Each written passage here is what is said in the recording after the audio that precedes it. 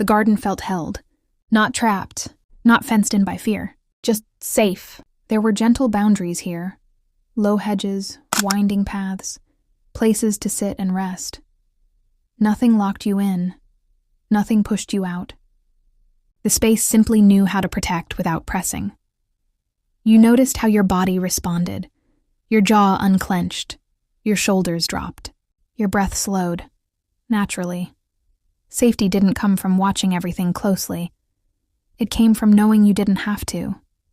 An orange cat rested nearby, tucked into a warm corner of sunlight. It wasn't on alert. It wasn't guarding. It trusted the space to hold it. Trust, you realized, was the truest form of safety. The garden shared its next truth. You don't need control to feel safe. You need boundaries that are kind and permission to rest inside them. Control tightens. Safety softens. You thought of the ways you'd been holding on, trying to predict, manage, prepare for every possible turn. Here, none of that was required. The garden had already done the work. Leaves moved gently in the breeze, free but not lost. Paths curved, offering direction without demand. Even the quiet had structure, a calm that didn't disappear when you stopped paying attention. Safety, you learned, isn't constant vigilance. It's consistency. It's care. It's knowing where you can land. As you sat there, held but free, something important settled in your chest. You are allowed to feel safe without staying tense. You are allowed to rest without losing control. The garden stayed steady around you, a place where nothing had to be forced. And in that steadiness, your body remembered how to feel secure again. To be continued. The garden showed you something new today. It wasn't about strength. It was about receiving. A bench sat beneath the trees, worn smooth by many rests. It didn't ask who had earned a seat. It didn't question how long you stayed. It simply held whoever needed it. You noticed how your body hesitated before sitting. Old habits whispered that rest should be deserved, that help should be repaid, that leaning on something meant weakness. But the garden didn't agree. Birds gathered nearby, not competing, not crowding, sharing space easily. Leaves leaned into one another when the breeze passed. Nothing apologized for needing support. An orange cat accepted a gentle stroke, then curled closer, unbothered by receiving care. Animals never feel guilty for comfort. They understand balance instinctively. The garden offered its next truth. Support is not a burden. Receiving does not make you weak. Care is meant to move both ways. You felt your shoulders soften as you allowed the moment. You didn't explain yourself. You didn't rush gratitude. You simply let the bench hold you. Support, you realized, doesn't always come from people. Sometimes it comes from quiet spaces, from routines that nourish you, from moments that say, you don't have to do this alone.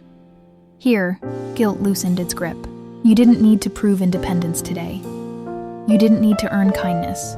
The garden reminded you gently, you are allowed to accept help without apology, without explanation, without shame. As you stood again, steadier and lighter, you noticed something important. Accepting support hadn't taken anything from you.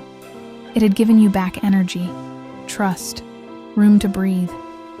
And the garden, patient and kind, stayed ready whenever you needed to lean again. To be continued. The garden never rushed connection. It understood distance. 2 benches rested along the path, not facing each other, not far apart. Just close enough to share the same air, the same light, without pressure to speak. You noticed how safe that felt. Trust here wasn't demanded. It was invited. Leaves brushed together softly when the wind passed, then separated again. Birds gathered, then scattered, returning when they felt ready. Nothing clung. Nothing withdrew forever.